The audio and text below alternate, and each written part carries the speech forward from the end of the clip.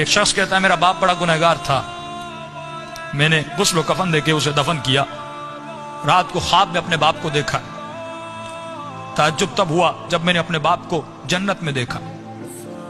میں نے کہا بابا آپ تو بڑے گنہگار تھے، آپ تو بڑے خطاکار تھے، آپ جنت میں کیا کر رہے ہیں؟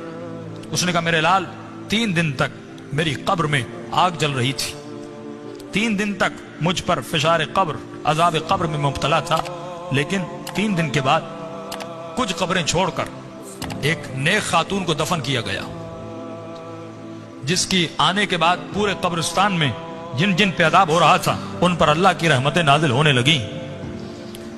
فرمایا نور برس رہا تھا۔ کہا بابا یہ کیسا نور تھا؟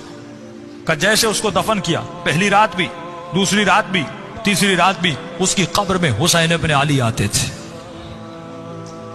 فرمایا جب اس خاتون نے میرے عذاب کو دیکھا، فرمایا اس کے دل میں رحم پیدا ہوا، اور جب امام حسین اس کی قبر میں آئے تو اس نے کہا مولا مجھ پر تو رحمتیں ہیں، لیکن یہ بھی آپ کا چاہنے والا ہے، اس کی قبر میں عذاب ہو رہا ہے، میں چاہتی ہوں میری خاطر آپ اس کی شفاعت کر دیں۔